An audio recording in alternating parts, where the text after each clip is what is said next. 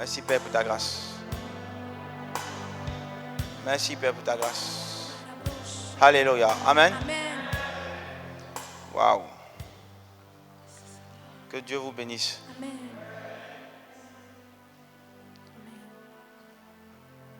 Est-ce qu'on peut s'asseoir?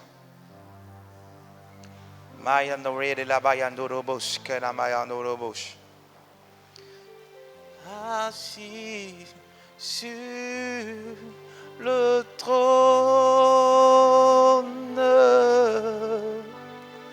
tu règnes à jamais.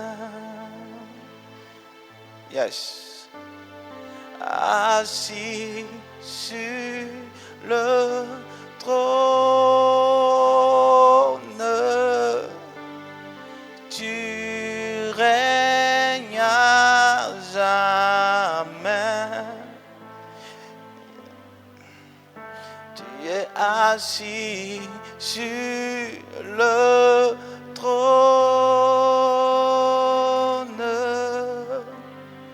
tu règnes à jamais.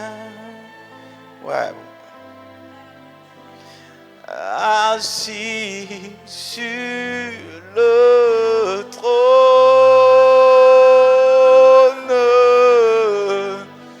tu règnes. Je vais inviter quelqu'un. C'est pas forcé, ça dépend de toi. Si tu veux entrer dans cette atmosphère, tu fermes les yeux seulement.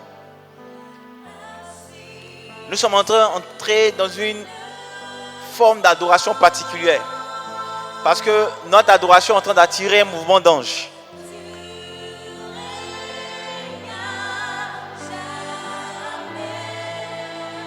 Assis sur le trône, sur le trône,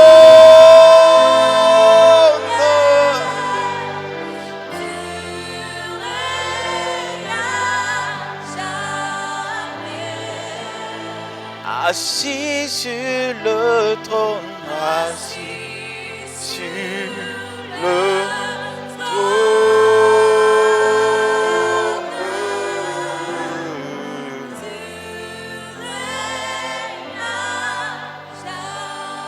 Est-ce que tu peux le dire encore? Assis sur le trône, sur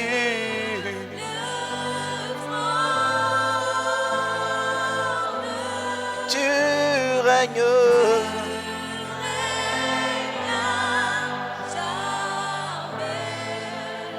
Dans ce beau pays, assis sur le tu règnes, tu règnes, tu règnes.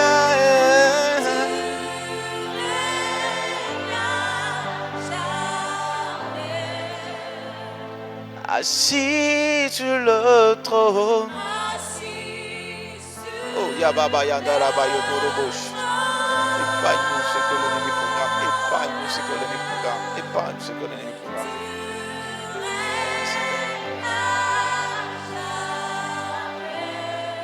Alléluia.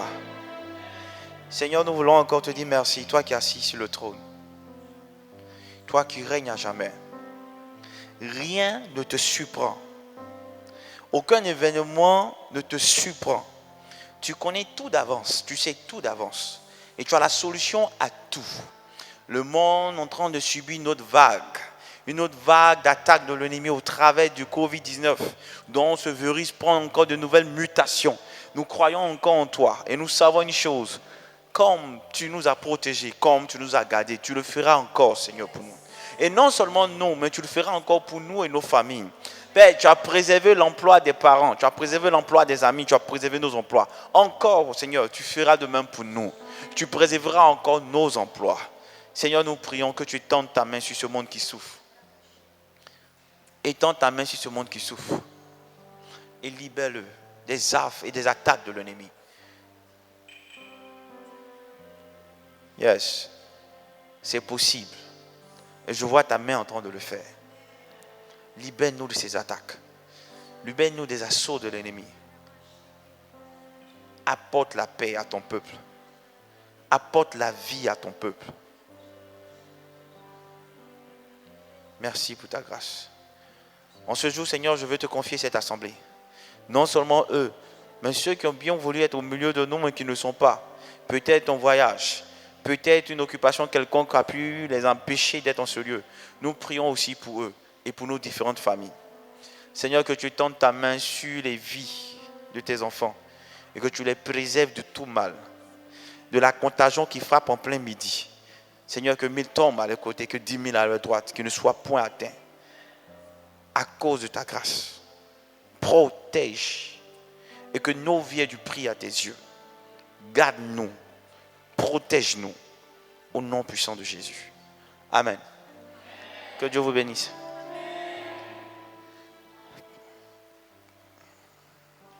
Que Dieu vous bénisse. Merci infiniment.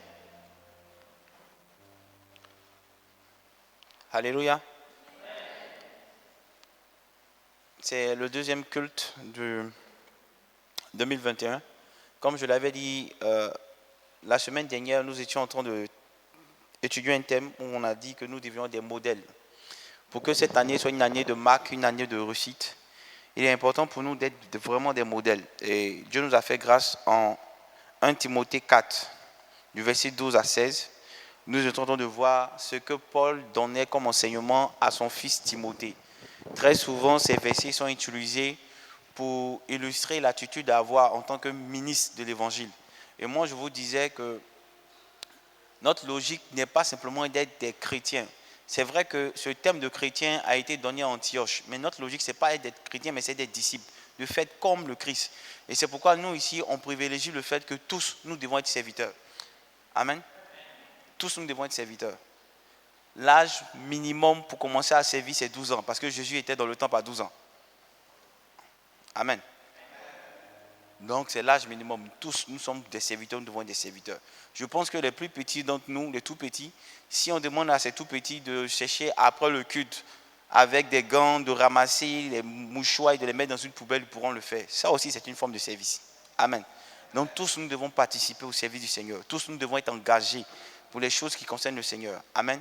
Ce n'est pas l'apanage des personnes qui se disent particulières ou des personnes qui ont un charisme particulier. Non, tous. Nous avons reçu quelque chose du Seigneur. Et nous devons le mettre en application. Nous devons le mettre au service du Seigneur. Amen.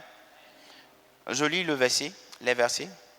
1 Timothée 4, versets 12 à 16. Que personne ne méprise ta jeunesse, mais sois un modèle pour les fidèles, en parole, en conduite, en charité, en foi, en pureté. Jusqu'à ce que je vienne, applique-toi à la lecture, à l'exhortation, à l'enseignement. Ne néglige pas le don qui est en toi et qui t'a été donné par prophétie avec l'imposition des mains de l'assemblée des anciens. Occupe-toi de ces choses, donne-toi tout entier à elles, afin que tes progrès soient évidents pour tous. Veille sur toi-même et sur ton enseignement. Persévère dans ces choses, car en agissant ainsi, tu te sauveras toi-même et tu sauveras ceux qui t'écoutent. Amen. Amen. Amen. Amen. Ok. Le thème, c'était « Sois un modèle pour ta génération ». C'est ça? Sois un modèle pour ta génération. Amen. Amen. Et j'avais commencé à expliquer en disant que l'un des meilleurs outils du leadership, c'était d'être un modèle. C'est facile de donner des conseils à certaines personnes, mais il est plus intéressant non seulement de donner les conseils, mais de leur donner l'exemple. Parce que quand on parle de modèle, on parle d'exemple. Amen. Et il est très important pour nous en tant que chrétiens de donner l'exemple. Et cette année, ce que Dieu attend de toi, c'est que tu sois un modèle. Un modèle pour quoi? Un modèle pour impacter. Un modèle pour transformer. Dans ton entourage, c'est le premier lieu que tu dois transformer. C'est le premier environnement que tu dois transformer. Il est tellement difficile d'aller transformer les gens d'ailleurs, d'aller les impacter. Mais il est intéressant d'impacter ceux de votre maison. C'est clair que la Bible dit qu'on est nul, on est nullement prophète chez soi. Mais on peut au moins impacter. Amen. Par ton attitude, par ton comportement.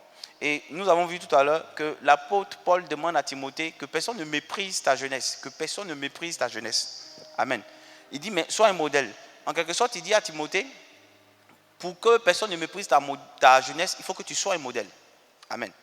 Il faut que tu sois un modèle, que tu sois un modèle pour les fidèles, que tu sois un modèle pour ton entourage. Mais un modèle comment? Un modèle en parole. Amen. C'est le premier élément. Un modèle en parole. Un modèle en parole, ça signifie que tu dois, par tes mots, par ce que tu sors de ta bouche, tu dois être un modèle. Donc cela signifie que tu ne dois pas parler pour parler, tu dois parler pour enrichir la conversation, pour apporter un plus. Chaque fois qu'un homme commence à parler, une personne commence à ouvrir la bouche, elle se dévoile, elle montre ce qu'elle est. On a pris les versets qui montraient que la Bible dit que la bouche parle de l'abondance du cœur. Amen. Donc ce qui sort de ta bouche montre réellement qui tu es et ce que tu es. Amen.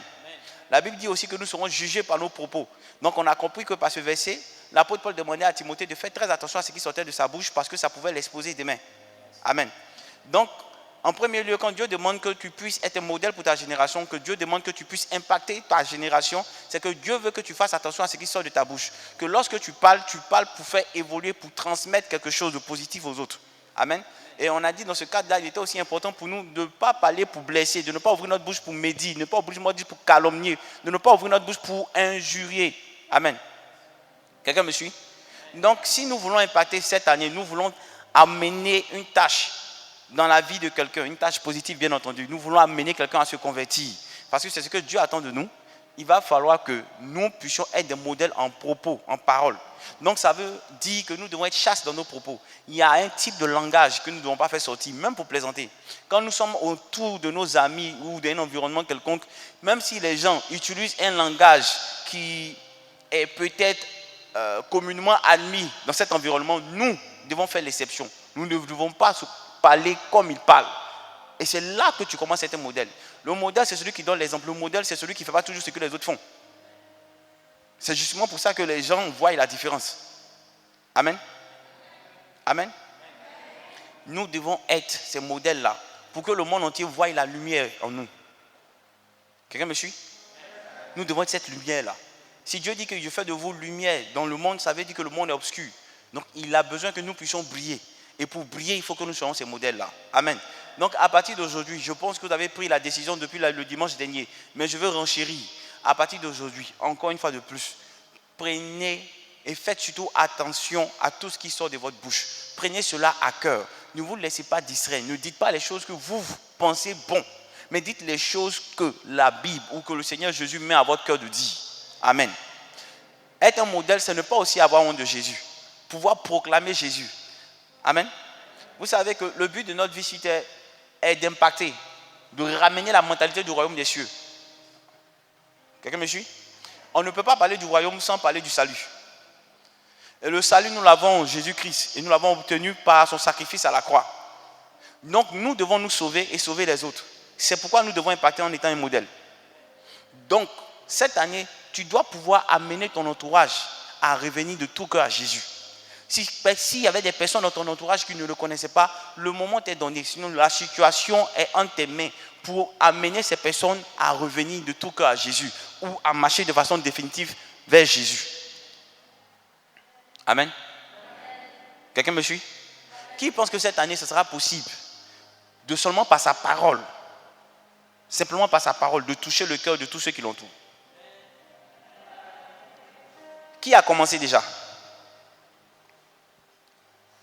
Il y a moins de mains. Mais amen. Que Dieu vous bénisse. Et après quoi, il dit à Timothée, il dit, sois un modèle en conduite. En conduite. Pourquoi il nous demande d'être un modèle en conduite? Pour éviter que nous soyons comme les gens qui disent, écoute ce que je dis, mais ne fais pas ce que je fais. Amen.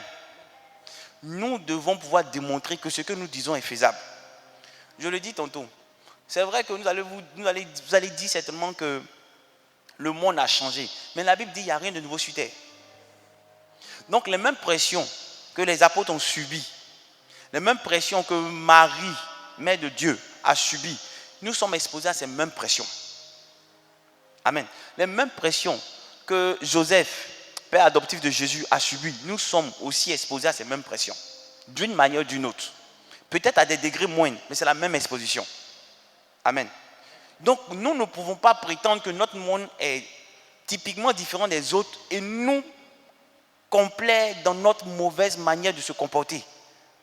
Sous prétexte que la vie dans laquelle nous sommes bien, la situation du monde a tellement changé qu'il y a des difficultés que peut-être les autres n'ont pas connues. Donc, ça nous permet de pouvoir pécher. Non, ça n'a pas de sens. Nous devons être des modèles en vertu, en conduite.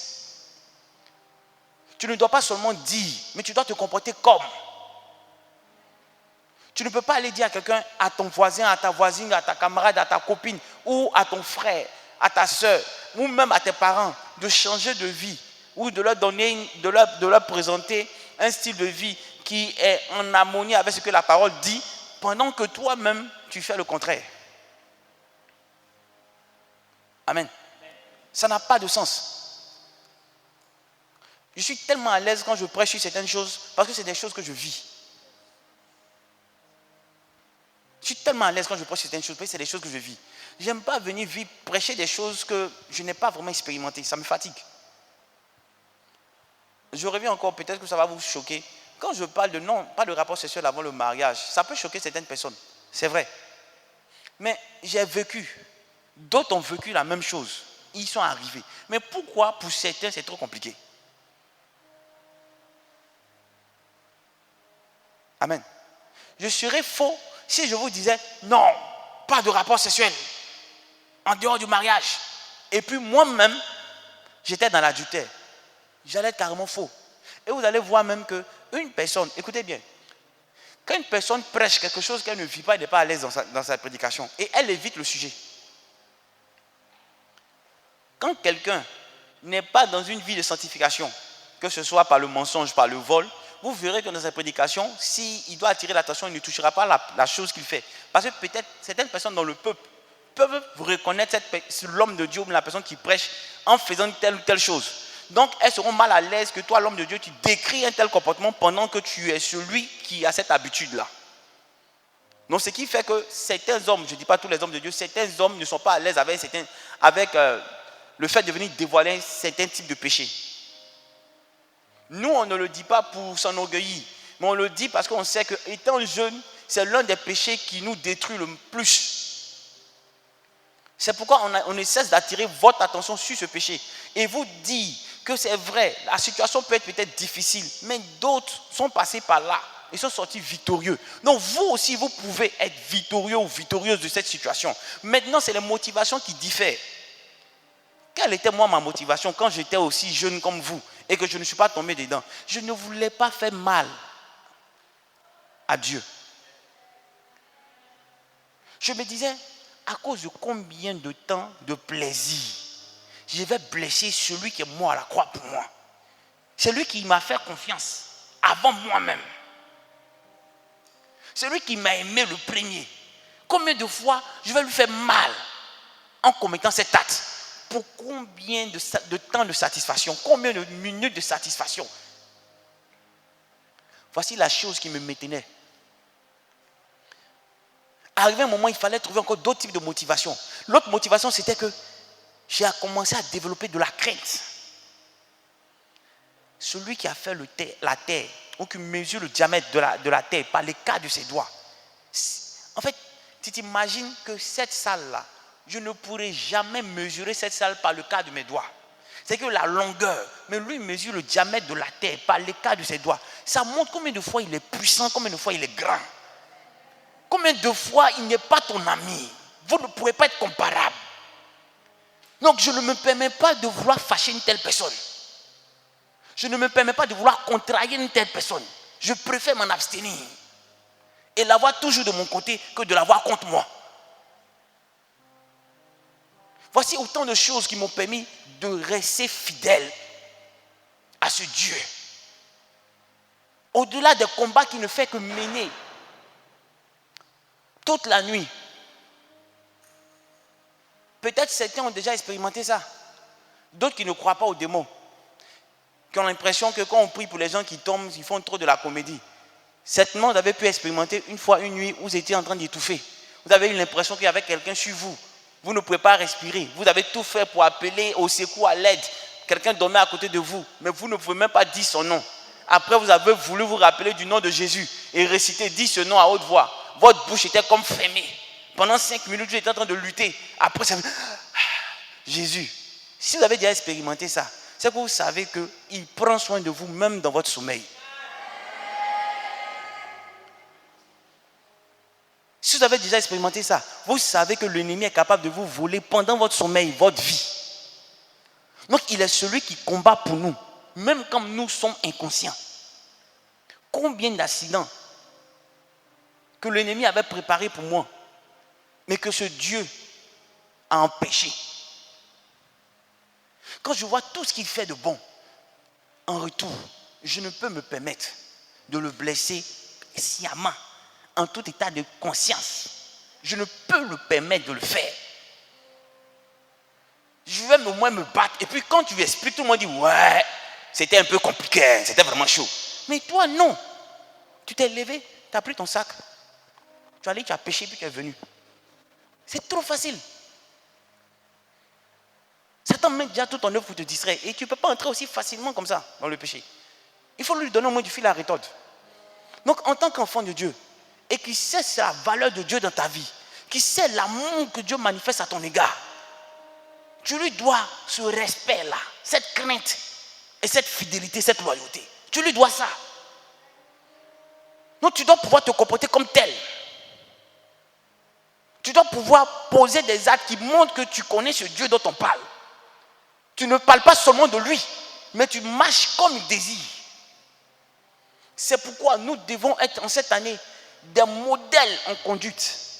Nos comportements doivent être des modèles. Pour ceux encore qui sont étudiants ou élèves, vous devez être des modèles où, dans vos études. Ce n'est pas possible que tu sois toujours la personne qui est les 2, les 6, les 8. Ou ce n'est pas possible que tu sois toujours la personne qui part en deuxième session. C'est que quand toi, tu envoies tes amis aller regarder ton résultat, on dit, yo, c'est pas le gars de deuxième session là. Il est encore en deuxième session, il faut lui dire, il sait. C'est pas normal. Comment vous voulez impacter votre monde si vous n'êtes pas à la tête? Pendant que votre Dieu dit, vous serez à la tête et jamais à la queue. Comment vous voulez impacter votre monde?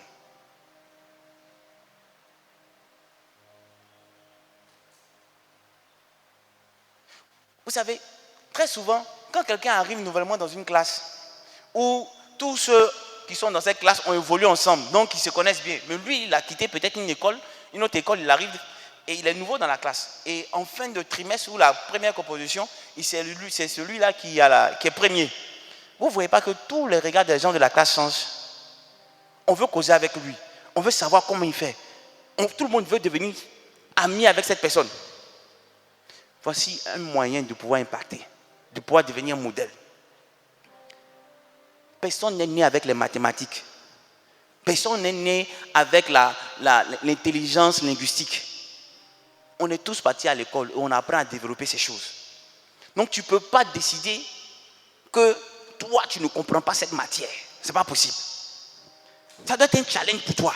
Je dis, depuis des années, je me suis borné à dire que je n'étais pas bon dans cette matière. Bon, avant, je pouvais dire que je ne connaissais pas Jésus. Maintenant, je connais Jésus. Ça veut dire qu'il a la possibilité de renouveler mon intelligence. Donc, je ne suis plus la même personne. Donc, quand je finis de prier, je sais que Dieu a fait quelque chose dans mon système intellectuel. Donc, si je m'assois, je vais comprendre.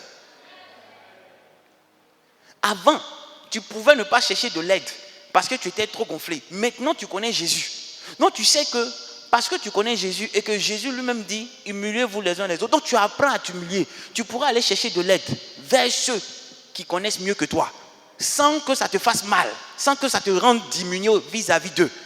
Mais ce sera pour toi un moyen aussi de pouvoir les impacter. Parce que tout le monde savait que tu étais la fille ou bien le garçon le plus orgueilleux de la classe.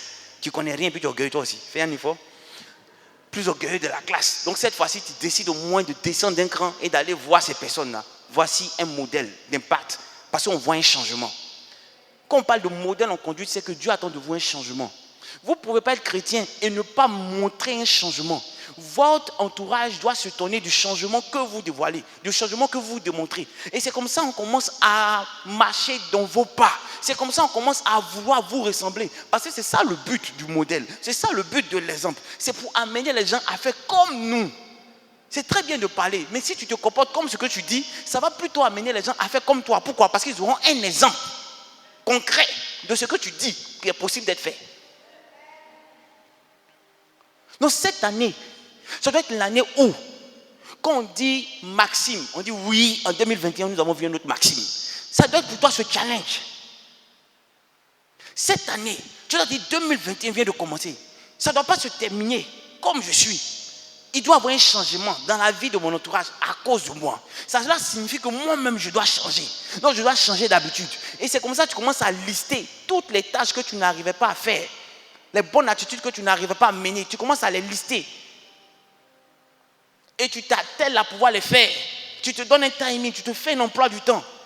Et tu te donnes les moyens de pouvoir les réaliser. Je connais des jeunes qui, délibérément, se sont levés ce samedi et ont commencé à apporter, une coloration neuve dans leur quartier. Je m'explique. Ils ont commencé à nettoyer le jardin des voisins. Sur un parterre de 10 maisons, ils ont commencé à laver les voitures des voisins. À nettoyer. À telle enseigne que un des messieurs est sorti de la maison, a voulu voir le père de ces jeunes-là. Ils étaient tous dans le quartier. Monsieur n'avait jamais jugé nécessaire de se déplacer, aller rencontrer le monsieur en question. Mais par l'acte que les enfants étaient en train de poser, ce monsieur a décidé de sortir de sa maison, aller rencontrer le monsieur. Et lui dit vraiment, ce genre de choses, nous ne les voyons plus dans ce pays. Poser des actes désintéressés. Je veux simplement vous dire que Dieu vous bénisse. Par l'action de ses enfants, le père venait de recevoir une bénédiction. Donc du coup, le regard du père devait automatiquement changer à la vue de ses enfants. En voyant ses enfants. Il devait voir ses enfants autrement. Pourquoi? Parce que ses enfants étaient en train d'apporter un impact dans le quartier.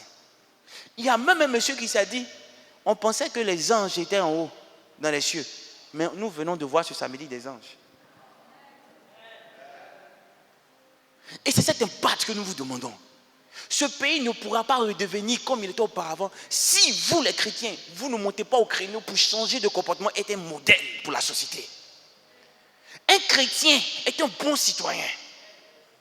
On ne peut pas parler de porter le masque et vous ne portez pas le masque. Pourquoi? Sous prétexte que votre Dieu est trop puissant pour vous empêcher d'avoir le coronavirus. Oui, mais ton Dieu peut te préserver toi. Mais l'autre qui ne le connaît pas, en voulant faire comme toi, il peut s'exposer. Parce qu'il n'a pas la même couverture que toi tu as. Donc c'est à toi de l'amener à avoir le même caractère. À apprendre à respecter nos autorités. Que ceux qui sont établis, vous plaisent ou non, c'est Dieu qui les a établis. Ce n'est pas à vous de les juger. Seul Dieu sera le juge. Donc quand on nous donne une information, nous devons marcher dans l'information qui nous est donnée. C'est clair, nous prions pour que la main de Dieu soit manifeste sur nos vies. Nous prions pour qu'elle demeure manifeste sur nos vies. Mais nous devons pouvoir respecter les règles qui nous sont données. Vous n'avez pas idée des gens qui pleurent leurs parents. Parce que la plupart du temps, les jeunes ne succombent pas à cette maladie. Ce qu'on disait auparavant, ce n'est plus le cas maintenant. C'était les parents qui succombaient, les vieillards. Mais avec la variante du virus, on ne sait plus trop si les jeunes peuvent être autant immunisés comme l'étaient auparavant. De grâce. Quand Dieu te déploie un manteau, aie soin que ce manteau-là soit utilisé pour des choses qui sont valables. Ce que tu peux faire pour éviter des combats, évite les combats. La Bible dit le malheur atteint souvent le juste, l'Éternel en délivre toujours. Quand le malheur atteint souvent le juste, le combat pour en être délivré n'est pas aussi plaisant. C'est mieux que le malheur ne l'atteigne pas. Amen. Nous devons être des personnes de modèle. Nous devons impacter notre entourage. Nous devons changer la façon de voir les choses dans notre propre maison. Si nous n'arrivons pas à le faire, alors nous ne sommes pas dignes de marcher avec ce Dieu-là. Amen. Aujourd'hui, les gens disent, ah, mais Jésus même a dit que l'on n'est pas prophète chez soi. Mais regardez, vous verrez qu'il y a un jeune homme, il y a un apôtre qu'on appelle Jacques. On dit le frère du Seigneur. Je ne sais si c'est son cousin, si c'est son frère, mais on dit le frère du Seigneur. Pourquoi je le dis? Parce que dans la Bible, quand on parle de Lot et Abraham, on présente Lot, qui est le neveu d'Abraham, comme étant le frère d'Abraham. Amen. Donc le frère ici ne peut pas forcément dire le frère de sang. Ça peut aussi vouloir dire cousin. Je le dis pour éviter l'amalgame, d'éviter de choquer d'autres confessions religieuses. Mais j'attire votre attention pour dire que si Dieu n'avait pas aussi déteint positivement sur sa famille, Jacques n'allait pas être l'apôtre qu'on connaît aujourd'hui. Amen. C'est parce que Jacques a été impacté par Jésus qu'il est aujourd'hui l'apôtre qu'on connaît aujourd'hui. Un docteur de la loi. La preuve en est quand ils sont allés se plaindre pour dire est-ce que nous devons amener les nouveaux convertis qui ne sont pas israélites juifs à se comporter dans nos rites juifs. C'est Jacques qui a tranché.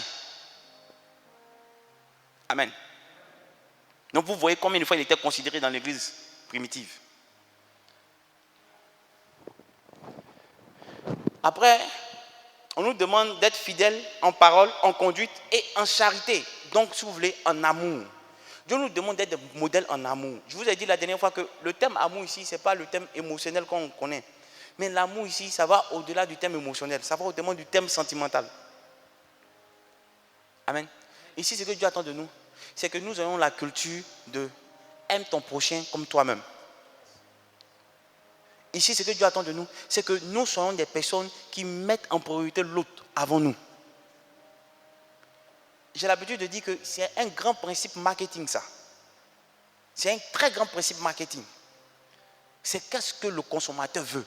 Comment arriver à satisfaire le consommateur. Donc, c'est-à-dire que l'intérêt premier, ce n'est pas ce que je gagne, c'est ce que l'autre gagne. Et c'est ce que Dieu attend de nous. C'est pourquoi il dit, ce que tu ne veux pas qu'on te fasse, ne le fais pas à l'autre. En quelque sorte, ce que tu aimerais qu'on te fasse, fais-le à l'autre. Et c'est ce qu'il attend de nous cette année. Que nous ne nous forçons pas de regarder seulement à nous, mais que nous apprenions à regarder aux autres. À communiquer l'amour, la joie, la paix qu'il nous donne aux autres. Apprendre à mettre l'autre en priorité avant nous. C'est ce qu'il attend de nous. Amen. Après, il nous demande d'être un modèle en foi. Je vous ai dit que la foi ici, ce n'est pas le volet, un modèle en croyance. Non. Mais la foi ici, c'est la fidélité. Être un modèle en fidélité. Vous savez, quelqu'un qui est fidèle, quand vous regardez des films de narcotrafiquants et autres, on attrape celui qui était le bras droit du chef bandit. Mais on est prêt à passer toute sa famille en maltraitant, si vous voulez, ou on est prêt à tuer toute sa famille pour qu'il donne une information de comment faire pour attraper son patron. Il préfère mourir que de parler. Regardez, une personne comme ça, pour des choses qui n'ont pas de sens, qui sont viles, il est prêt à sacrifier sa vie. Mais combien de fois, nous les chrétiens, nous sommes prêts à renoncer à Jésus au lieu de sacrifier notre vie? La preuve en est, on aime les choses du monde que Dieu. Ça fait qu'on est prêt à sacrifier ce que Dieu, mais notre relation avec Dieu au profit des choses du monde. Dieu a besoin des personnes fidèles. Oui, de personnes fidèles. De personnes à la dimension de Jean. Il suit Jésus jusqu'à la croix. Jésus lui dit, fiston, voici ta mère. Mère, voici ton fils. C'est que jusqu'à la croix, c'est que le jour qu'il a entendu Jean-Baptiste dire, voici l'agneau de Dieu, il a laissé Jean-Baptiste, il a suivi Jésus. Il a suivi Jésus jusqu'à Jésus meurt à la croix. Il est là, il est fidèle. Pendant que Jésus devenait un objet d'opprobre pour plusieurs, pendant qu'il devenait un objet de risée ou un objet de peur, tout le monde avait peur de dire qu'on le connaît, de peur de subir le même sort que lui. Mais lui, il est resté fidèle jusqu'à la croix. Dieu a besoin que nous soyons comme des gens. Des personnes qui demeurent fidèles, qui n'ont pas peur d'être blacklistés, qui n'ont pas peur d'être bannis, qui n'ont pas peur d'être reniés pour leur foi. Oui. Les gens vous diront non, tu fais trop de zèle, tu fais trop de choses. Mais quand vous regardez et on vous dit vous faites trop de zèle là, le choix vous revient bien, c'est quelqu'un qui vous force à faire le zèle. Moi principalement, j'étais dans une confession religieuse où on n'était pas d'accord avec mes orientations. On trouvait que j'en faisais un peu trop. Mais quand je regarde la Bible, j'ai l'impression que je ne fais pas un peu trop, que c'est ce qu'on me recommande de faire. Mais d'autres ont l'impression que je fais un peu trop. Je suis resté dans ma position. Ça a mené beaucoup, ça fait couler beaucoup de salive. Ils ont dit ce qu'ils voulaient. Mais eux qui connaissaient la vérité, comment faire pour s'en sortir? Ils viennent à me demander des prêts. Pourtant, ils connaissaient la vérité, d'après eux. Ou aujourd'hui, c'est moi, on prend un exemple. Parce que je n'ai pas voulu suivre la mentalité du monde. Le monde vous donnera un chemin en disant c'est le chemin à suivre pour être à la tête. Mais Dieu vous donnera un autre chemin qui est à contrario du chemin du monde. C'est-à-dire ce sera le chemin inverse. Pendant que tout le monde sera en train de partir à droite, Dieu te demandera de partir à gauche, mais tu sortiras devant eux. Ça n'a peut-être pas de sens pour le monde, certes. Mais pour Dieu, si ça a du sens, c'est ce qui va se faire. Apprenez à regarder qu'à Dieu au lieu de regarder qu'à vous. Vous n'êtes pas intelligent pour savoir ce qui est bon pour vous. Mais Dieu seul, qui vous a construit, qui vous a fait de ses propres mains, sait ce qu'il attend de vous. Et tout cela est consigné. Maintenant, après, vous devez entrer en relation avec lui pour en tirer la vision exacte de ce qu'il a pour vous. Parce que dans la parole, on vous donne, la vision générale. Mais chacun doit aller vers son maître pour savoir comment faire pour entrer dans cette version que tu as préservée pour moi. Parce qu'il dit, avant que tu ne naisses, tous tes jours étaient déjà inscrits dans son livre. Donc, c'est-à-dire que rien ne l'étonne, aucun événement ne le surprend. Il a déjà tout consigné dans un livre. Donc, si tu ne vas pas à lui, comment tu peux savoir ce qu'il attend de toi? Donc, tout ce que nous te demandons, c'est d'avoir plus de présence avec lui, plus de communication avec lui. Amen. Ne vous laissez pas distraire par la mentalité que le monde développe et défend. Ne vous laissez pas distraire. Marchez de façon résolue dans les pas du Seigneur. Vous verrez que ce que le monde cherche, vous l'aurez, mais facilement. Paul l'a dit, Pierre, pardon. Il dit, mais Seigneur, nous qui avons tout abandonné, qui avons tout laissé pour te suivre, qu'adviendra-t-il de nous? Il dit, il n'y a pas une personne sur terre qui a abandonné son père, sa mère, femme, enfant, qui a abandonné sa maison, toutes ces choses sur la terre, et qui ne l'avait pas reçu au centuple avec des persécutions, la prime, avant d'être béni dans les cieux. Pourquoi vous pensez que cette parole-là n'est pas vraie? Vous savez, dans l'ancien temps, Paul était propriétaire d'une barque. Ça veut dire qu'il était propriétaire de société. Parce que vivre de la pêche et tu n'as pas de barque, ça veut dire que tu travailles pour les autres. Mais lui, il avait sa propre barque. Ça veut dire qu'il était propriétaire de société. Paul était marié.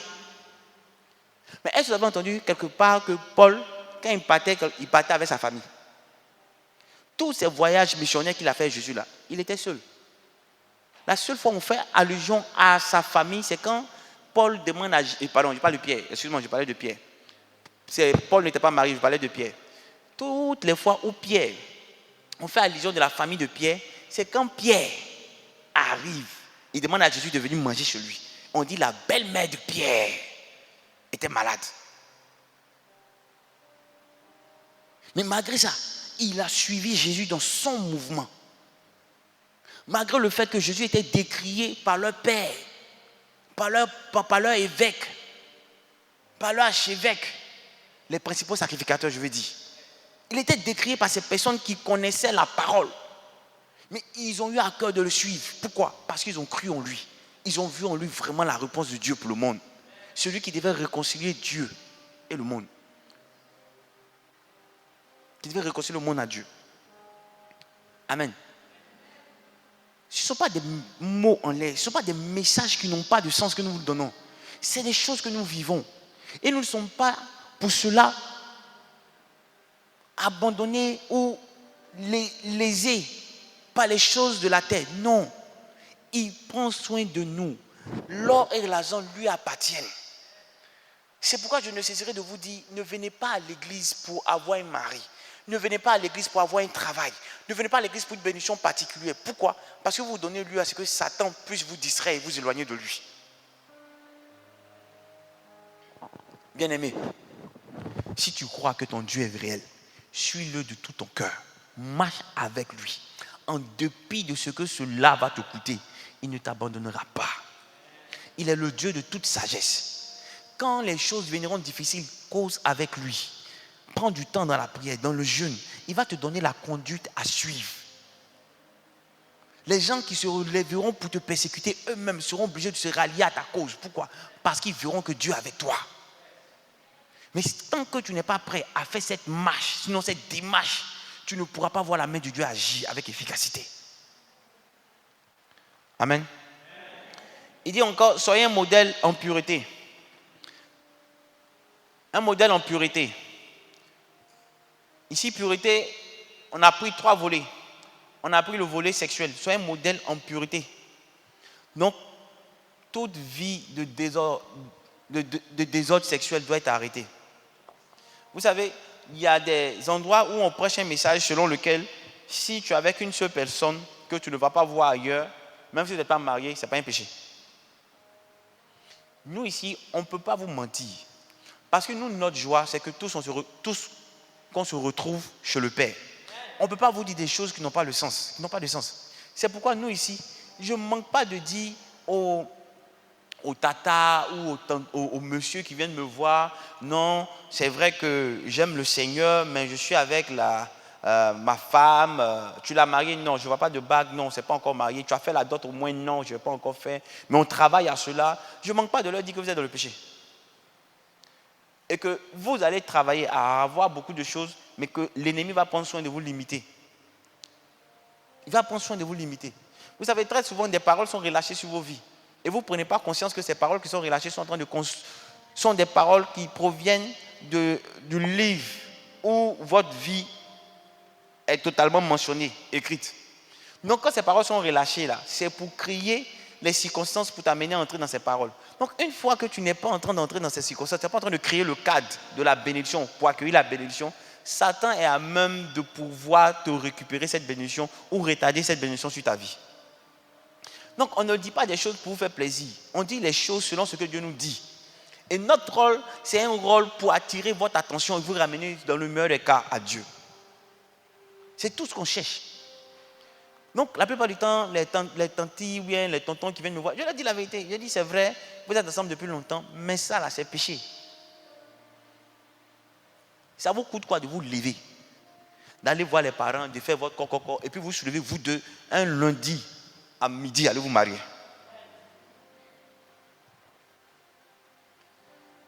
Ceux qui font les grandes fêtes là, ils vont finir toutes les fêtes, tout ça là même. Ceux qui ont mangé ou bien qui ont bu du champagne à votre mariage là, ils ne se rappelleront même plus de vous. Donc combien de temps, en 10 ans, ils ne se rappelleront même plus. Le goût du champagne, ils ne vont même pas se rappeler du goût du champagne. Ils ne vont même pas se rappeler du goût de ce qu'ils ont mangé. Donc, c'est vrai, c'est le jour le plus heureux, mais tu n'as pas les moyens pour faire ça comme tu veux. Prie, facilite les choses, et puis tu dis, moi, mon mariage, mon anniversaire de 10 ans de mariage, ah non, c'est que je ne pouvais pas faire, j'ai fait. Nos parents, là, ils ne connaissaient pas cette histoire de Dieu. Donc, ils étaient dans le concubinage. Ils ont la vieille, là, ils sont là, ils vivent 20 ans. Le vieux a bien organisé sa vie. Maintenant, il a un peu d'argent en Guassou, là. Il va chercher la vieille, ils font un grand mariage. Ça, c'est le mariage quand Dieu fait.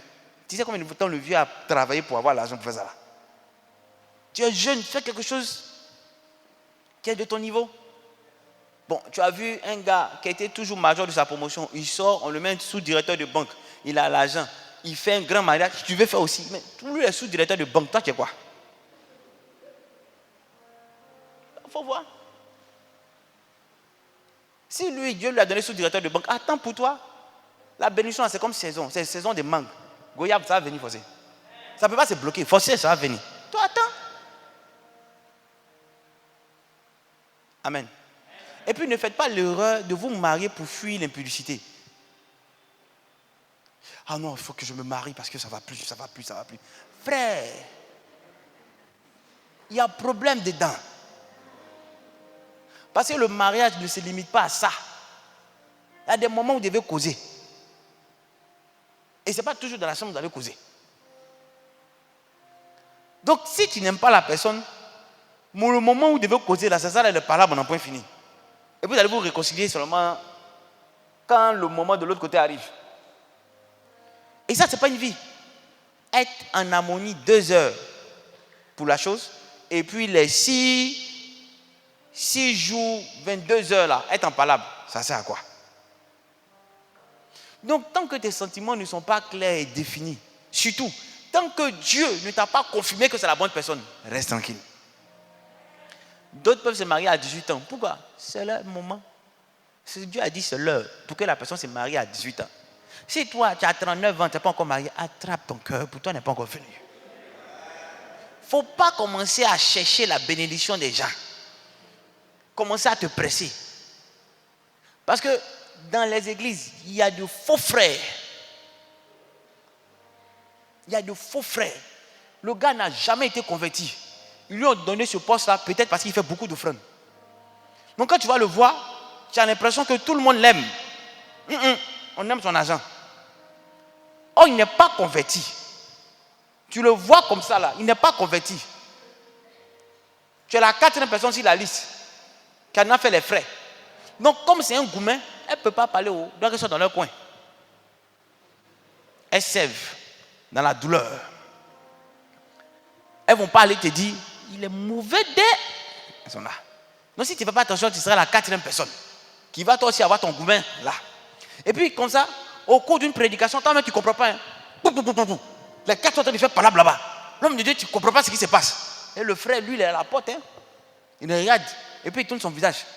Comme si lui, il ne sait pas qu'il a l'origine de tous ces dégâts-là. Dans l'église, il y a des faux frères. Il y a des gens qui ne sont pas convertis.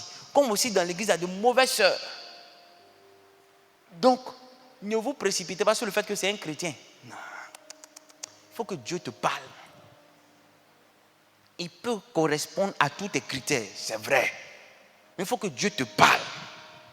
Si Dieu ne t'a pas parlé, tu vas dire, Daddy.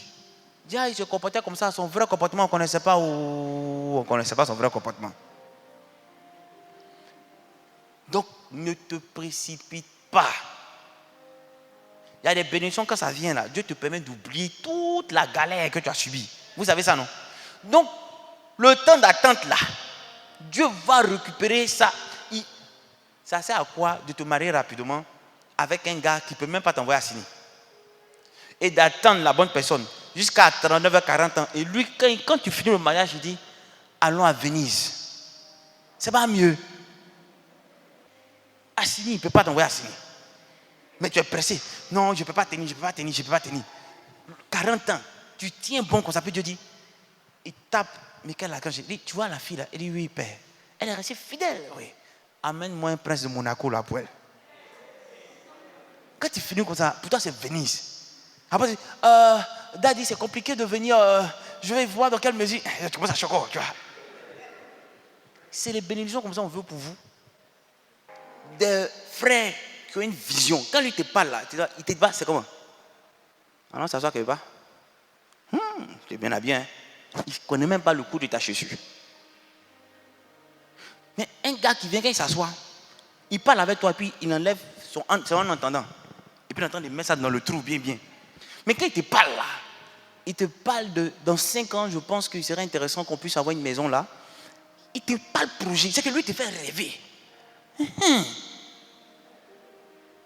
Mais le gars qui vient, qui garde la voiture, c'est comment?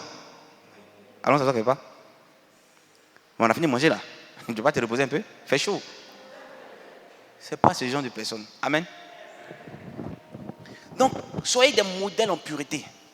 Ne vous laissez pas distraire. Péché, c'est péché. Péché, c'est poison. On ne peut pas décider de dire, on va prendre un poison sur certaines quantités, puis après, on va décider de ne plus prendre le poison. Tu ne sais pas quand ça te tue. Le salaire du péché, c'est la mort. Si tu pêches, tu vas mourir. L'âme qui pêche, c'est elle qui mourra. Moi, je vous dis la vérité.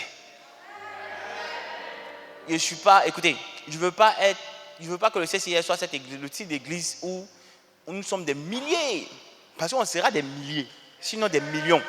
Excusez-moi, je me suis trompé. On sera des millions. En Côte d'Ivoire, bien entendu, mais dans le monde, des milliards.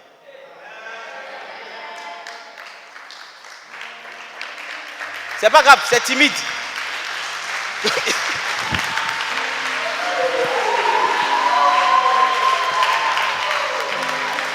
Amen, amen. Il a failli dire quelque chose. Il a failli dire c'est pas grave, c'est timide parce que ceux qui doivent venir ne sont pas encore venus. Comme ceux qui ne m'applaudissent pas, ils doivent partir, c'est ça. Mais je ne dirai pas ça. Parce que ceux qui applaudissent, c'est ceux qui savent qu'ils vont rester. Mais ceux qui savent qu'ils vont partir là, quand ils n'applaudissent pas, ils vont laisser le temps que les bonnes personnes arrivent. Amen. Que Dieu vous bénisse. Que Dieu vous bénisse. Vous savez, sortir du péché là, c'est une volonté. Ce n'est pas le fait de quelqu'un. Je ne sais pas si vous comprenez.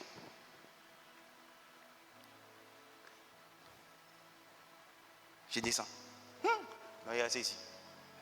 Je ne sais pas comment vous expliquer. Le péché, sortir du péché là, c'est une décision personnelle. C'est que tu dois en avoir honte. Quand les gens viennent me voir pour dire qu'ils se masturbent là, c'est parce qu'ils ont honte. Après qu'ils finissent de se masturber, ils ne sont plus à l'aise. Donc ils se sentent très mal à l'aise. Donc ils décident d'en sortir. Vous voyez? Donc quand tu sais que ce que tu fais, c'est péché, et que tu dois décider d'en sortir, tu ne peux pas revenir sous un prétexte du fait que tu te sens seul. Vous comprenez? Des gens prétendent qu'ils se sentent seuls. Je suis seul, je suis seul. J'aime pas la solitude. C'est la solitude là qui me fatigue. Est-ce que vous comprenez? Ce n'est pas un prétexte. Entre la mort et puis la solitude, toi tu préfères quoi? C'est pas la même chose. Oh. Quelqu'un va dire c'est solitude, solitude. Solitude en cas de bois à 6 mètres. Et puis solitude, après tu peux sortir pour voir les gens qui vont te saluer. Ou tu causes et puis c'est quand tu rentres chez toi que tu te sens seul. Mais il y a Dieu qui est là. Si tu t'ennuies, c'est que tu ne connais pas Dieu. C'est tout. Si tu t'ennuies, c'est que tu ne connais pas Dieu. Mais il y a tout pour ne pas que tu t'ennuies. Il y a tout. Un chrétien qui s'ennuie, c'est un chrétien qui n'a pas de vision. Un chrétien qui s'ennuie, c'est qu'il n'a pas de vision.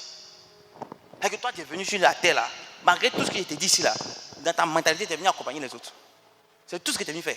On va les accompagner, ils vont faire leur église là, on va dire qu'on était dedans, et puis le jour que Dieu nous appelle, on va partir. Et que toi-même, tu n'as même pas un projet de dire, tu as laissé ton impact quelque part même. Tu n'as pas un projet pour dire, bon, même s'il n'y a pas l'argent pour construire, quand on va construire l'église là, moi j'ai venu me faire un petit truc là sur un pilier. Au moins les années vont passer, on dit, hey, c'est la sœur Tant qui a fait ça. Toi, tu n'as même pas cette vision là. Toi, tu es venu accompagner les gens. Tu t'ennuies. Tu ne veux pas être seul. Mais vous ne savez pas que c'est quand on est seul qu'on rencontre Jésus.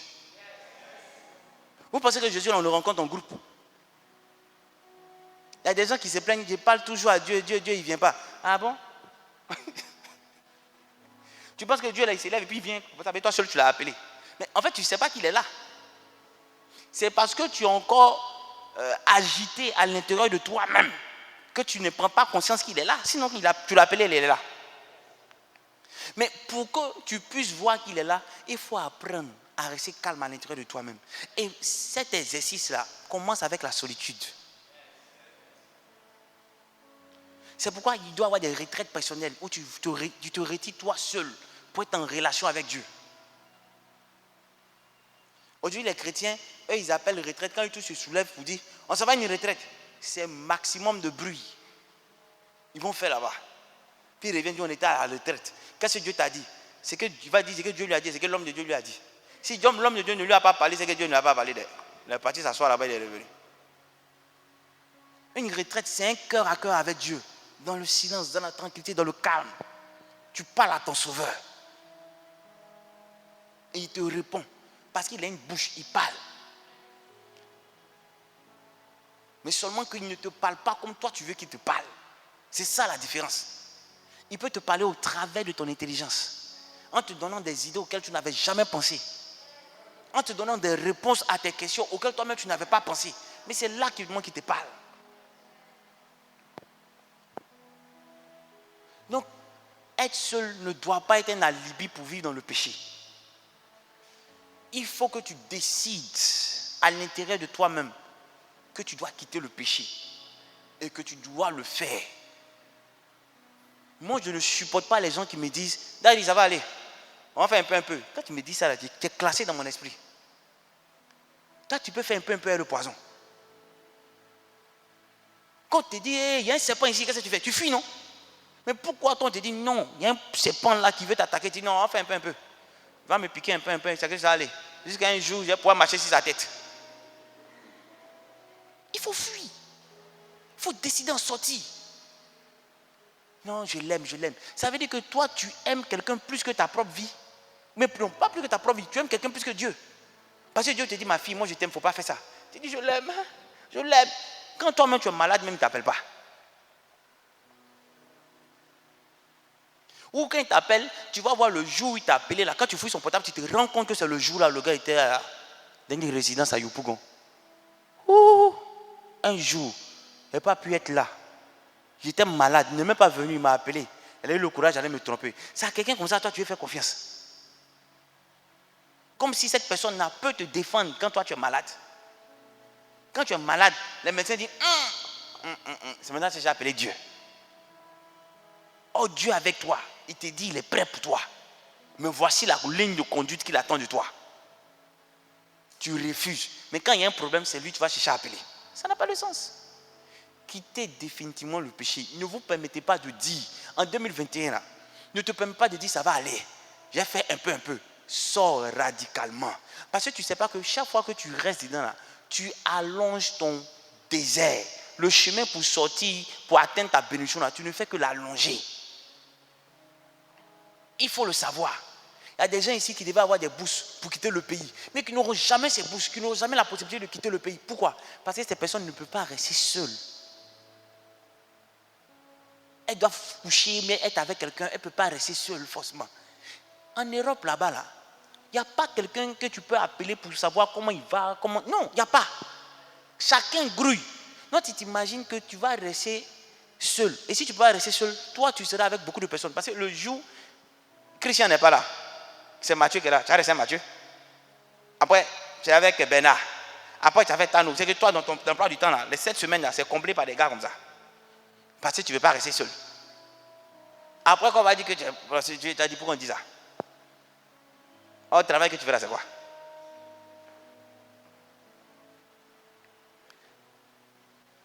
Vous allez me dire, pardon, que c'est votre vie. Ce n'est pas grave. Mais je parle dedans. Je parle. Et puis, même si tu fuis, je vais t'envoyer un message. Pour te dire, sors de là. Sors de l'impudicité. Le malheur est devant ta porte. Si tu continues, tu vas mourir. Si ça ne te fait pas peur, je vais continuer quand c'est que ça te fasse peur. Il ne peut pas te frapper aussi. Sinon, ce n'est pas l'envie qui me manque. Hein. Ça a été dit la vérité, ce n'est pas l'envie qui me manque. Il y a des gens, quand ils les regardent là, quand même ils te voient, ils savent que non, si ils ont coupé le courant comme ça là, ah non, ils vont se sentir. Mais tout ça, comme tu es en affaire de Dieu, tu te calmes. Tu te calmes. Mais on fait tout ça pourquoi? Parce qu'on vous aime. Quand toi tu es baigné, ils gagnent quoi dedans? Quand tes parents qui te combattaient parce que tu venais à l'église, voient que tu es béni, tu as la bénédiction, mais tu as eu ce que tu attendais là, ils sont en train de célébrer là-dessus là-bas. On partait prier pour quelqu'un qui est très intelligent, qui n'arrivait pas à avoir bac. Mais quand ça va prier, même les paroles que tu entends là, en même temps, même ton cœur te fait mal comme ça. On dirait à la fin, moi, te donner l'argent. Tu ne dors pas même, tu pries pour la personne quand elle s'en sortit. Quand la personne a eu bac là, même t'appeler pour te dire merci, merci qui a eu, tu as dit quelque chose. Mais peut-être c'était toujours dans ton... Alors, mais c'est comme un homme de Dieu. Le combat spirituel, à quel niveau? Tu as fini tout ça, la personne a eu examen. Tu as appelé même pour dire merci. Tu n'as pas eu. Donc, quand je me mets comme ça dans votre vie, je me mets bien dans votre vie parce que je veux que vous réussissiez. Et puis, je ne vais pas quitter. Voilà. Moi-même, je vais vous appeler, hein. Oh, je ne te vois plus là, tu fais quoi? Parce que quand on ne vous voit plus là, c'est que vous êtes parti encore à gauche. Amen. Donc, au verset 13, parce qu'on était sur le verset 12, au verset 13, on va rester sur le verset 13. Il dit, jusqu'à ce que je vienne, applique-toi à la lecture, à l'exhortation, à l'enseignement. Je vous disais que c'est l'apôtre Paul qui donnait un message à Timothée. On va maintenant entrer dans le cadre, on va prendre cette parole-là, comme si c'était maintenant Jésus qui nous parlait. Il dit, jusqu'à ce qu'il revienne, parce que Jésus revient, et il revient bientôt. Il ne faut pas me demander comment, quand, je ne sais pas. Mais il revient bientôt. Mais jusqu'à ce qu'il revienne, il dit, applique-toi. C'est que, quand il dit applique-toi, c'est comme s'il te dit, c'est un ordre. Il ne faut pas t'amuser ça.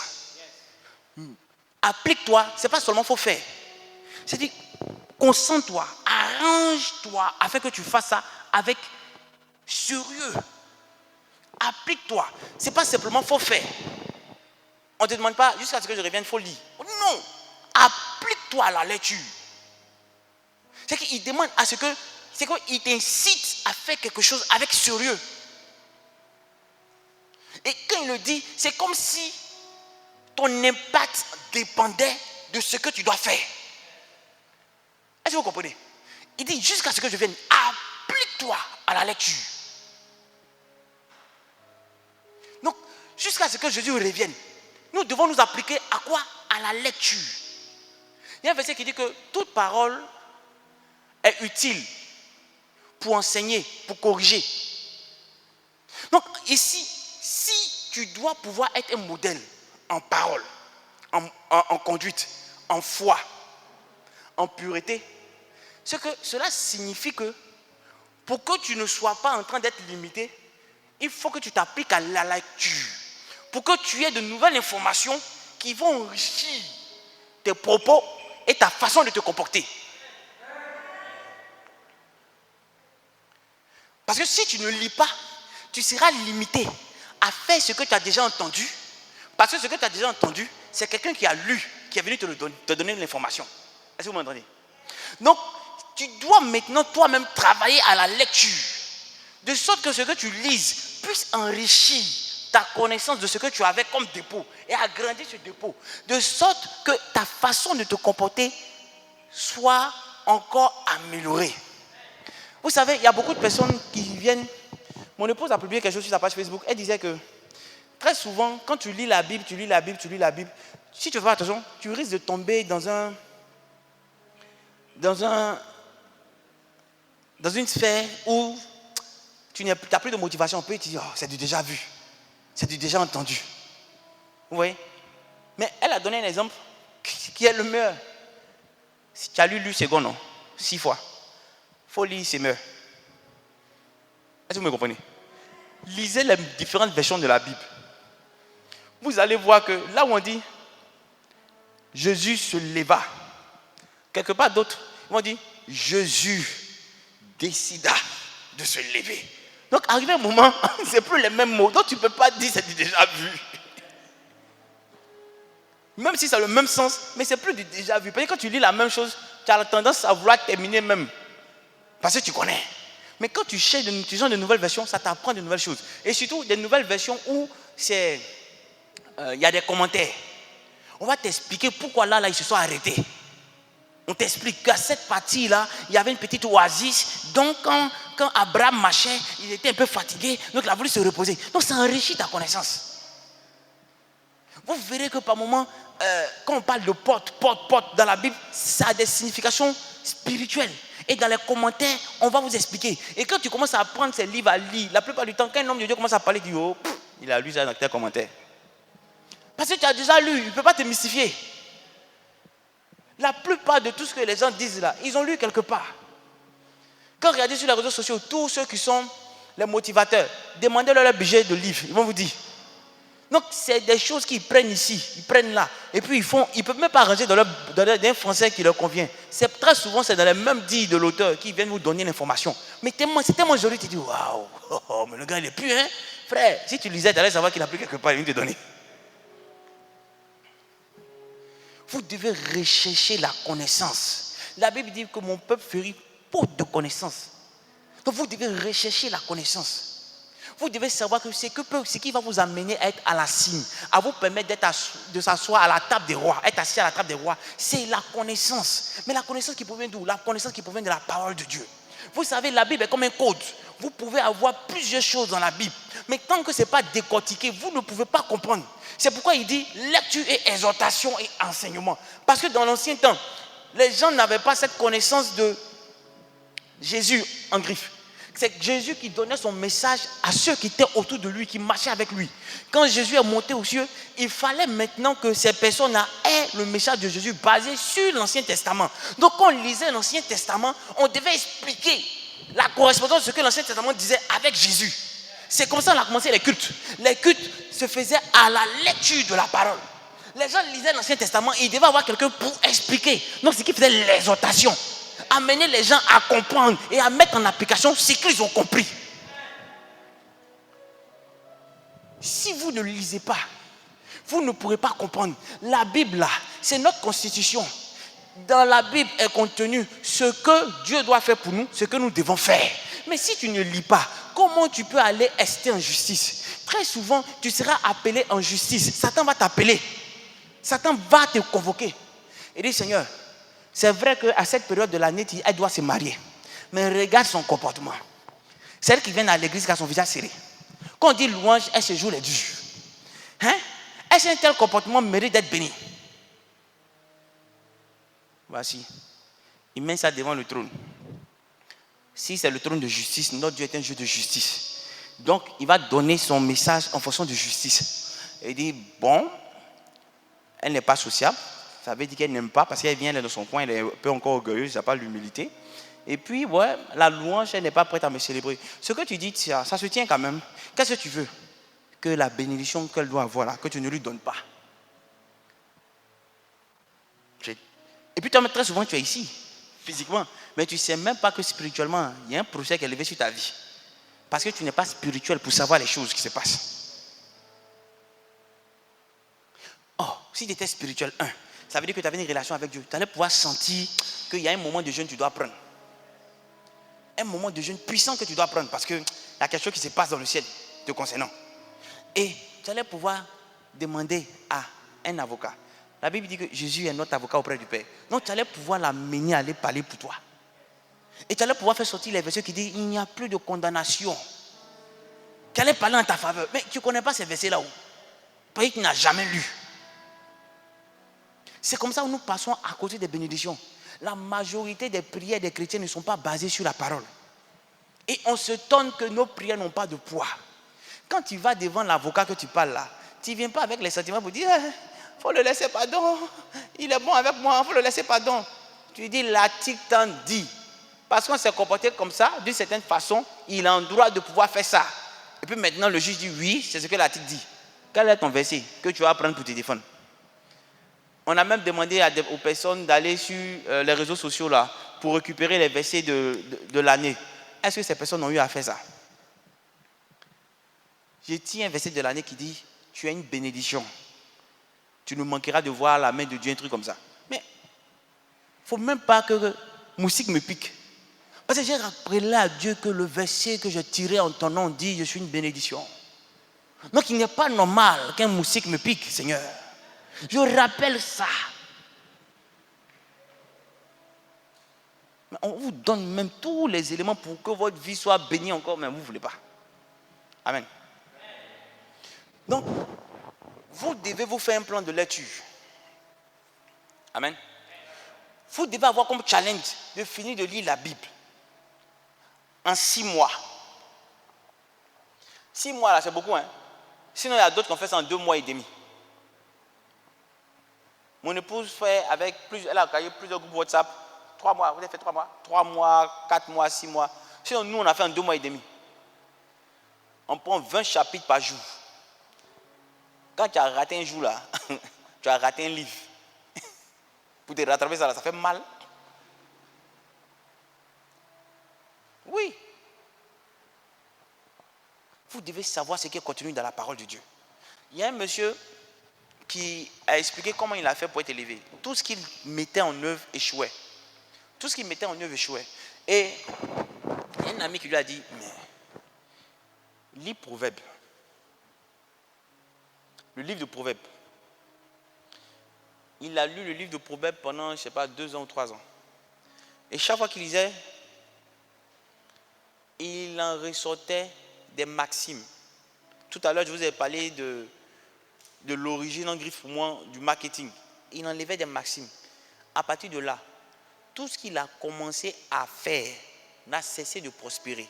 Le gars qui était à la faillite est devenu multimillionnaire en dollars. Simplement parce qu'il a commencé à prendre des codes qui étaient contenus dans la Bible et il s'est lancé sur ça. Pourquoi vous pensez que votre Dieu vous a donné son livre où sa parole est contenue et que cette parole ne peut pas avoir d'effet sur vos vies? Vous passez du temps à vouloir lire tout ce qui vous passe par la main, mais vous ne prenez pas soin de lire sa parole. Quand on dit applique-toi à la lecture, ce n'est pas simplement lire. Applique-toi, efforce-toi à faire ressortir des informations qui peuvent t'amener à avancer. Comment tu dois te comporter? Qu'est-ce qu'on attend pleinement de toi? Qu'est-ce que Dieu veut que tu fasses? Appuie-toi à faire ressortir ces informations-là. Vous ne pouvez pas passer votre temps à écouter la musique. Non, c'est peine perdue. Quand vous voyez des chefs d'État ou des personnes élevées en dignité ont un carnet, ils savent demain, après-demain, ce qu'ils doivent faire dans le moindre détail. Ce n'est pas la blague, parce que le temps est une valeur, une denrée rare. Si aujourd'hui, tu utilises mal ton temps, tu ne vas rien récolter demain. Et si demain, tu ne récoltes rien et que tu continues mal à utiliser ton temps, tu ne seras rien les années qui viennent. Parce que justement, ce que tu as aujourd'hui, c'est la manifestation de la manière dont tu as utilisé ton temps hier. Tu passes ton temps à jouer, à t'amuser. Tu ne vas que récolter les rires demain. Ça peut être des rires contre toi, donc on peut se moquer de toi. Pourquoi? Parce que ce que j'ai fait aujourd'hui en train d'amuser la galerie, là, ce n'est pas ça qui va me donner la nourriture demain. À moins que tu aies décidé de devenir comédien. Si ce n'est pas le cas, arrête.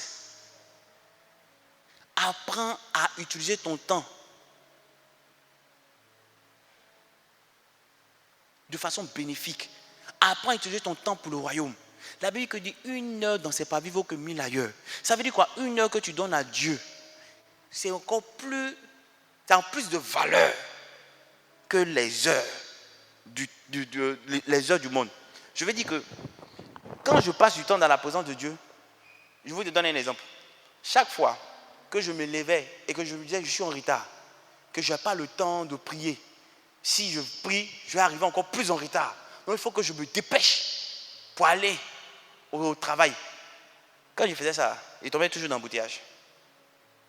Et puis je me rendais compte que le retard dont je pensais, le retard qui était ma phobie là, a fini par me rattraper, mais plus grave même que je ne le pensais. Mais j'avais appris une chose. Quand j'ai commencé à me lever et puis trouver que j'étais en retard, mais consacrer mon temps quand même à Dieu, à ma prière, à ma lecture de Bible, je vous dis que j'arrivais très souvent à 8h00 ou à 7h58. Et le comble, c'est que quand j'arrivais, très souvent c'était peut-être, j'avais peur parce que j'avais des réunions très importantes avec mes responsables. Mais quand j'arrive, ils ne sont même pas encore là. C'est là que tu comprends que quand tu donnes de ton temps à Dieu, il sait te le redonner dans le monde. Parce qu'il te permet toujours d'être à ton aise dans le monde, de ne jamais être stressé. Parce que le stress et l'inquiétude démontrent un manque de foi. Mais quand tu lui fais grâce, de lui donner la meilleure partie, de lui donner de ton temps, lui, Dieu, il prend soin de te donner ce que ton cœur désire et de ne pas permettre que tu sois stressé. Il faut investir ton temps en Dieu. Tu verras que tu vas récolter au maximum et des temps de meilleure qualité dans le monde. Tu vas voir que ce que les autres font en combien d'années, si tu investis ton temps en Dieu, tu le feras en peu d'années et de la plus belle des façons, avec des bénédictions à l'appui, en prime. Passez votre temps à vous cultiver. Passez votre temps à lire la parole de Dieu et les choses qui ont trait à la parole de Dieu. J'aimerais vous dire, lisez les livres de développement personnel, mais j'ai peur parce qu'il y a trop de mauvaises informations qu'on donne dans les livres de développement personnel. Donc si vous n'avez pas la sagesse pour savoir que ça, c'est un principe qui est à contrario avec ce que la Bible dit, vous allez vouloir l'appliquer. Mais cherchez à comprendre la parole. C'est la chose la plus importante. Assieds-toi. La Bible dit que Jésus pouvait dire, écoutez bien, il dit, allez faire de toutes les nations des disciples, baptisez-les au nom du Père, du Fils et du Saint-Esprit, et amenez-les, enseignez-les tout ce que je vous ai dit. Et qu'ils mettent cela en application. Quand tu vois ce verset, ça veut dire que si Dieu dit, on n'a qu'à m'enseigner ce qu'il a dit, et que je mette en application, donc moi je dois m'évertuer à lire les évangiles pour comprendre qu'est-ce que Dieu attend de moi. Et puis me comporter comme tel. Ça doit être un principe. Je dois me donner le mois de janvier, par exemple, pour dire je dois finir Matthieu.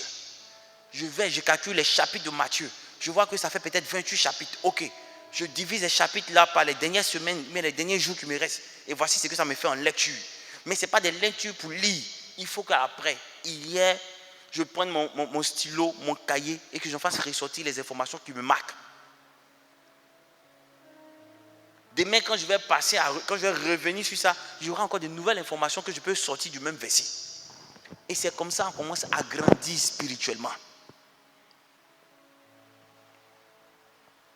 Si tu ne lis pas, qu'est-ce que tu vas utiliser pour exhorter les gens? Comment tu vas demander à ta famille, à tes amis ou autres de se convertir? Et sur quelle base? La dernière fois, Daddy a dit. On dit, mais dis-moi, chez vous là-bas, là, le gars là, il ne vous fait pas un lavage d'esprit? Parce que Daddy a dit. Toi-même, tu dis quoi? Parce que tu ne lis pas. Tu n'as pas de contact avec la parole. Donc quand c'est comme ça, les parents commencent à avoir peur. Daddy a dit. Après, c'est pour me dire que tu es une pasteur, c'est ça, non? Amen. Vous devez vous-même vous cultiver. Cultivez votre esprit. Remplissez votre âme, votre cœur de la parole de Dieu. Ainsi, vous allez pouvoir exhorter. Ainsi, vous allez pouvoir être prompt à l'enseignement. Parce que attirer l'attention des gens sur leur mauvaise attitude, ce n'est pas simplement leur venir dire, tu sais, change sinon tu as mouru. Non. C'est de leur expliquer ce que Jésus a fait de bon et pourquoi il est important de marcher à la suite de Jésus. Et si nous ne le faisons pas, voici ce que nous encourons. Là, ils comprennent qu'il y a un côté positif et un côté négatif. Si je suis Jésus, je suis dans le bon. Si je ne suis pas Jésus, je suis dans le pain. Amen. Cette année, vous devez être rempli de la parole. Cette année, vous ne devez pas poser des gestes ou des actes en fonction de ce que vous pensez. Mais vous devez toujours vous demander qu'est-ce que la Bible dit en fonction de telle action. Une fois, j'ai vu un jeune homme qui était en train de dire à sa soeur, qui est coiffeuse, il dit, les filles qui vont venir les mèches de couleur là, il ne faut pas mettre ça sur leur tête.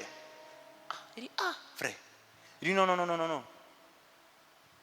Même si elle travaille pour avoir à manger, elle doit faire les choses selon Dieu. Dieu dit ce que nous-mêmes on ne peut pas faire là. Il ne faut pas qu'on permette aux gens de faire. Donc toi, tu leur dis que toi, tu peux simplement faire leurs cheveux en noir. La personne qui veut mèche bleue, elle n'a qu'à voir ta voisine. J'ai tiqué. Et puis, il te prend des versets qui attestent que nous devons être des modèles. Donc ce que je ne peux pas faire pour moi-même là, il n'est pas fait pour toi. Quand c'est comme ça, la petite soeur à qui il est en train de dire ça comprend mieux que son frère lui demande de faire quelque chose selon Dieu. Mais ce n'est pas de sa propre volonté qu'il demande ça. Amen. Que Dieu vous bénisse. Non. Ne vous amusez pas, ne blaguez pas. Le monde dans lequel nous sommes est un monde qui est devenu très, très, très compliqué, très méchant, très violent. Les gens n'hésiteront pas à vouloir vous faire du mal pour simplement leur propre plaisir. Les gens n'hésiteront pas à prendre de l'argent qui était réservé à une communauté simplement pour eux et leurs enfants. La seule personne qui peut nous permettre de nous prévaloir de toutes ces méchancetés, c'est Dieu. Vous savez, quand quelqu'un qui est élevé en dignité dans une nation décide de faire même basse sur ce qui t'appartient, tu vas monter, tu vas descendre. Si la personne qui doit venir intervenir dans ton histoire n'est pas plus grande que lui, ton problème a déjà échoué. Tu n'auras pas de solution pour ton problème. Mais quand tu es dans les mains d'un Dieu puissant, quand cette personne s'avise de vouloir poser son regard sur ce qui t'appartient, il est en train de gêner Dieu. Donc Dieu lui-même se charge d'ôter cette personne-là de son pouvoir.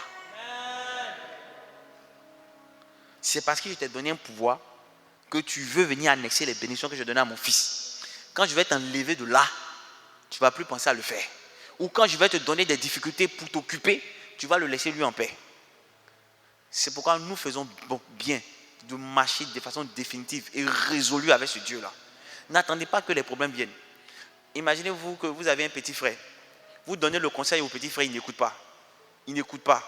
Vous lui dites, arrête, sinon tu vas te créer un tel problème. Il n'écoute pas et il attend quand le problème se crée et puis il vient à vous. Vous allez lui dire quoi? Je t'avais dit non.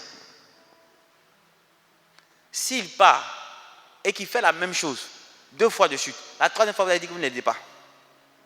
Faites attention. On a trop fait mal à Dieu. Il ne faut pas qu'on se mette dans cette position où ils disent, bon, il faut laisser. C'est conseil qui conseille.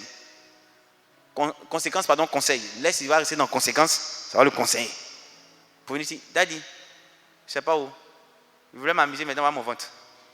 Ah, on va prier, tu vas accoucher derrière. Et que même tous ceux qui vont vouloir faire avortement là, leur faire voir, ça s'est cassé comme ça. Tu vas accoucher. De toute façon, on t'a parlé car tu ne veux pas comprendre. On ne va même pas élever la main pour dire Seigneur, vois notre honte. Non, non, non. On va dire Seigneur, merci. C'est la voie de la bénédiction. Elle cherchait enfant. Elle a eu. Que ton nom soit béni. Amen. Oui, ceux qui ne vont pas rester tranquilles, qui pensent qu'ils sont. Tous vos préservatifs vont se percer. Et là, ce que vous cherchez, vous allez récolter. Parce que ça, quand on fait ça, c'est pour quelque chose.